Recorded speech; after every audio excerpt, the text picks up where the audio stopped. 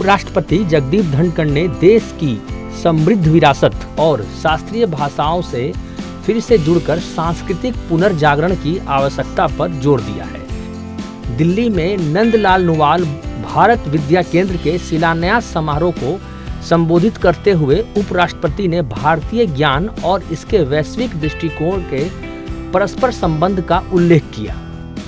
एक बात से मैं असहमत हूं पुरोहित जी से। इनको लगा कि बात हो गई। आपके सामने कोई बात हो नहीं जाती है, वो करना पड़ता है। Behind your smile there is iron man. आपने जो आज बात कही है सोमनाथ मंदिर के बारे में, जो ऐतिहासिक विवरण दिया है, वो आज के दिन हर भारतीय को याद रखना होगा। हर भारतीय का दिल छू गया है। एक वो कालखंड था जहां राष्ट्रपति को ऐसा निर्देश दिया गया जिसका हमारी संस्कृति में कोई स्थान नहीं है। सेक्युलर शब्द की व्याख्या करने के लिए इंडोलॉजी में गोता लगाना पड़ता है। इसके लिए विदेशी पढ़ाई काम नहीं आती। I am not against foreign education.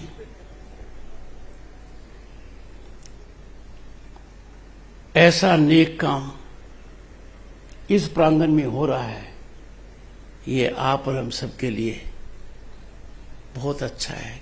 It is befitting occasion and this has already been availed by Purohit ji to pay our tributes to Bharatiya Vidya Bhavan and its visionary founder Dr. K. M. Munshi in preserving, promoting Indian culture and knowledge systems. It was not easy. People were carried away by Western ideas. Foreign education was taken synonymous with wisdom and knowledge. We had mistaken souls around. In that environment, he visualized a thought process which now has blossomed into an institution of international prominence. This day is much beyond just laying the foundation stone of Nandlal Newall Center for Indology.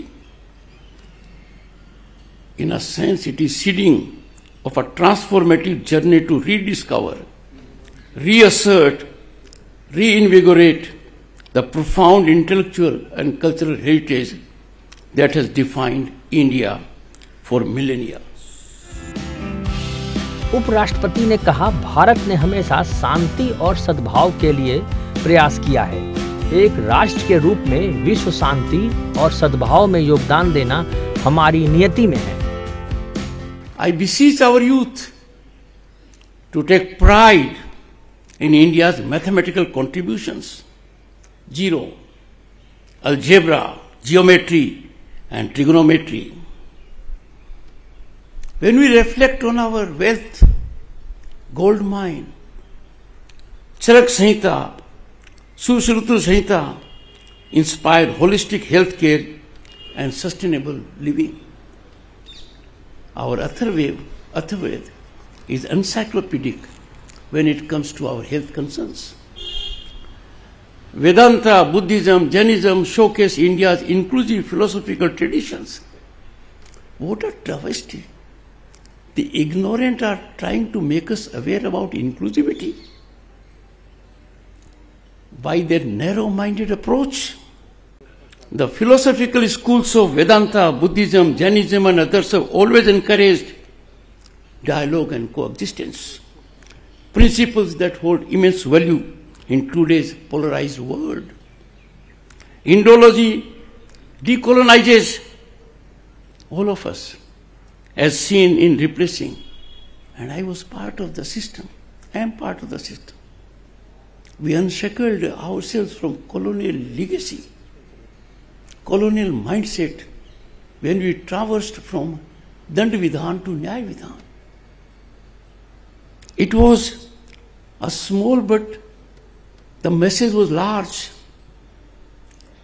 The budget of this country now is declared to the country at 11 a.m., not at the time suited to others. Our history's first draft came through colonizers' distorted perspective. Thousands had contributed to the freedom movement. They made supreme sacrifice. But when history was scripted, dotted by perversion, prejudice, only to promote few,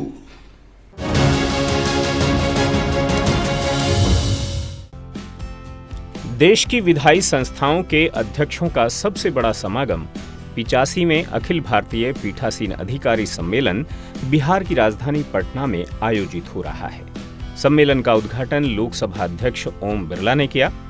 Bihar में तीसरी बार आयोजित हो रहे 2 दिवसीय सम्मेलन का विषय संविधान की 75वीं वर्षगांठ, संवैधानिक मूल्यों को मजबूत करने में संसद और राज्य विधायी निकायों का योगदान है। लोकसभा अध्यक्ष ने कहा कि इस सम्मेलन से देश के 140 करोड़ लोगों की उम्मीदें जुड़ी हैं। देश के लोकतांत्रिक संस्थाओं को सशक्त मजबूत करते हुए देश के 140 करोड़ लोगों को उनकी अपेक्षाएं, आकांक्षाओं के अनुसार इस लोकतांत्रिक संस्थाओं के माध्यम से उनकी आकांक्षा पूरी हो, अपेक्षा पूरी हो, ये सारी जिम्मेदारी पीठासीन अधिकारी के रूप में हमारी है। और इसीलिए आज हम यहाँ चर्चा करेंगे, विचार विमर्श करेंगे, वो हमें नया ज्ञान देगा, नई प्रेरणा देगी। लोकसभा अध्यक्ष ने कहा कि इस सम्मेलन के ऊपर बहुत बड़ी जिम्मेदारी है, क्योंकि ये धरती शिक्षा ज्ञान की धरती रही है। नालंदा हो, तक्षशिला हो, इस धरती से ज्ञान की नई उत्पत्ति हुई और इसीलिए ज्ञान और ज्ञान अनुभव के माध्यम से हमारे लोकतांत्रिक संस्थाओं का नया संदेश इस धरती से जाने वाला है। पीठासीन अधिकारी के रूप में हमारी बहुत बड़ी जिम्मेदारी है कि हम हमारे सदनों को संविधान की भावनाओं से, उनके मूल्यों के अनुरूप चलाएं। और इसीलिए आजादी के पहले और आजादी के बाद भी इस पीठासीन अधिकारी सम्मेलन में कई निर्णय हुए, कई संकल्प हुए, जिससे लोकतांत्रिक व्यवस्थाएं और लोकतांत्रिक संस्थाएं जनता के नजदीक पहुंची और इन लोकतांत्रिक संस्थाओं से हमने समाज में आर्थिक सामाजिक कल्याण की नई दिशा दी। लोकसभा अध्यक्ष ने कहा कि हमारा संविधान हमारा मार्गदर्शक है। उन्होंने कहा कि पीठासीन अधिकारियों ने संविधान की मूल भावना के जरिए देश के लिए महत्वपूर्ण विधायी कार्य किए हैं। हमने कई अच्छी परंपराएं लागू की, कई हमने अच्छे कानून बनाए और ये अच्छी परंपराएं, कानून बनाकर हमने सदनों को नजदीक जनता के पहुंचाने के साथ लोकतंत्र को सशक्त करने में भी इस सदनों की महत्वपूर्ण भूमिका है। हमारा संविधान हमारा मार्गदर्शन है और इसीलिए पीठासीन अधिकारी के नाते संविधान की भावनाओं के अनुरूप, संविधान की व्यवस्थाओं के अनुरूप जो हमारे संविधान निर्माता ने जो संविधान बनाया था, उन महान विभूतियों को हम स्मरण करते हैं। बाबा साहब अंबेडकर जी ने और संविधान समिति ने लंबे विचार विमर्श से इसी लोकतांत्रिक व्यवस्था से 3 वर्ष तक संविधान पर चर्चा की। अलग अलग दल, अलग अलग विचारधारा के लोग थे, लेकिन उन 3 वर्ष की इस लोकतांत्रिक प्रक्रिया में सहमति, असहमति, चर्चा, संवाद से एक ऐसा संविधान बनाया जो आज हमारे लोकतंत्र को तो मार्गदर्शन कर ही रहा है, लेकिन दुनिया की लोकतांत्रिक संस्थाओं को भी मार्गदर्शन कर रहा है। पैच लोकसभा अध्यक्ष ने कहा कि भारत के संविधान ने न सिर्फ भारत को राह दिखाई है, बल्कि इसके जरिए दुनिया भर में लोकतंत्र मजबूत हुआ है। बाबा साहब अंबेडकर जी ने और संविधान समिति ने लंबे विचार विमर्श से इसी लोकतांत्रिक व्यवस्था से 3 वर्ष तक संविधान पर चर्चा की।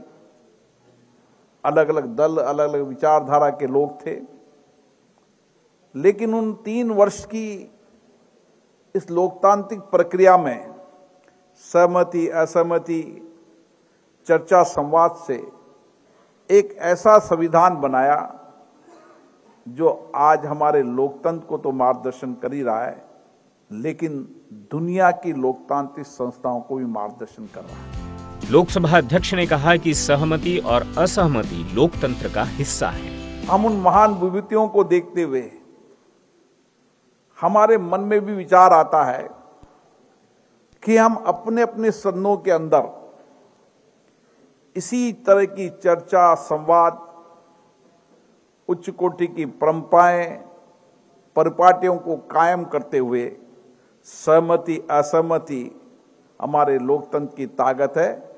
हम अपनी अपनी संस्थाओं को और सशक्त और मजबूत करें। लोकसभा अध्यक्ष ने कहा कि बदलते हुए समय के साथ कुछ चुनौतियां भी सामने आई हैं। उन्होंने कहा कि सदन की गरिमा को बनाए रखना बेहद समय के अनुसार परिवर्तन हुआ है, टेक्नोलॉजी में परिवर्तन हुआ है, समय के साथ हमारे सामने कुछ चुनौतियां भी आई और इस चुनौतियों पर समय समय पर पीठासीन अधिकारी सम्मेलन में भी चर्चा हुई। 1952 के बाद 1954 के अंदर सबसे पहले पीठासीन अधिकारियों ने जो चिंता व्यक्त की, वो चिंता आज भी हमारी है। वो चिंता है सदन की गरिमा की,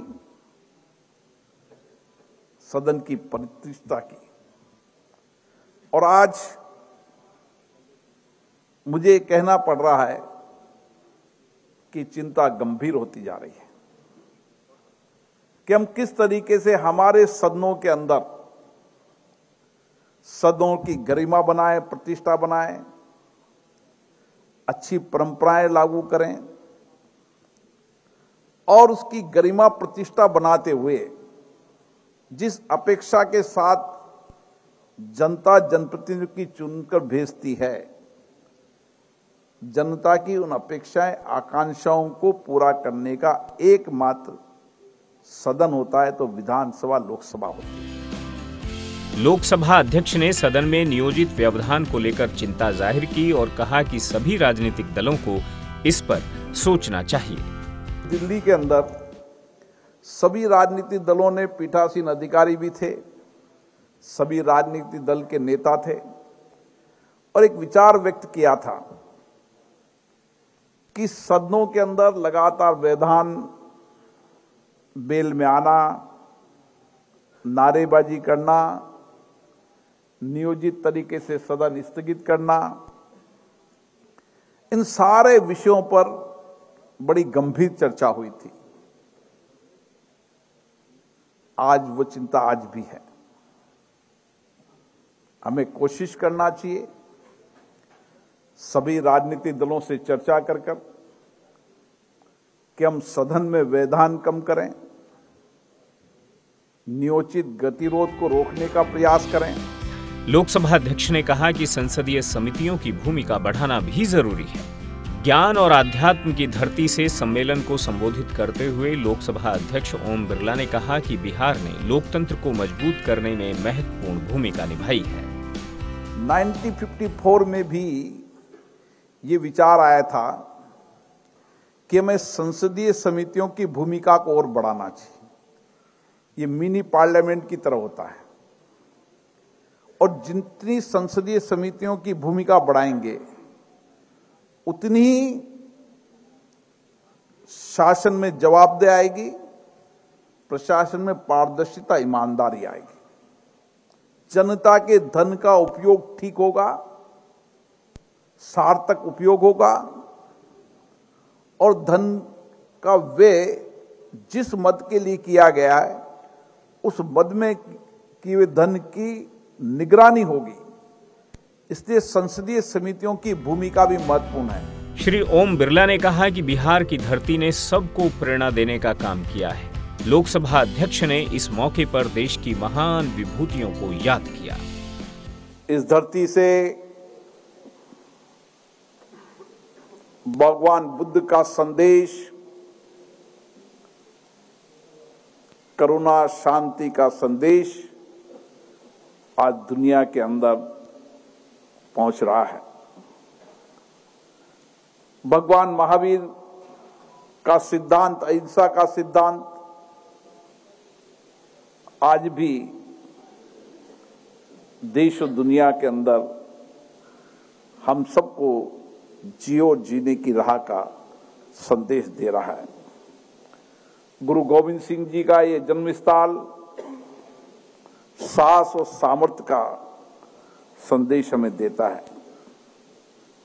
लोकतंत्र की जननी भारत,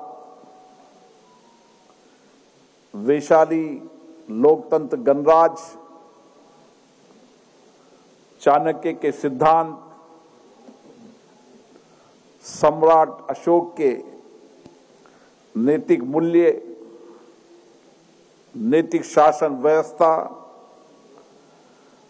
और इसी धरती से, चंपारण की धरती से महात्मा गांधी जी ने अहिंसा का संदेश दिया, अहिंसा की यात्रा की। लोकसभा अध्यक्ष ने प्रतिनिधियों से संवैधानिक मूल्यों के अनुरूप लोगों की उम्मीदों पर खरा उतरने की अपील की। ये धरती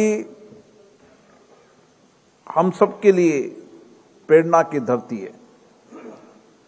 इस धरती से भारत के प्रथम राष्ट्रपति डॉक्टर राजेंद्र प्रसाद जी रहे, जो संविधान निर्माता के भूमिका रही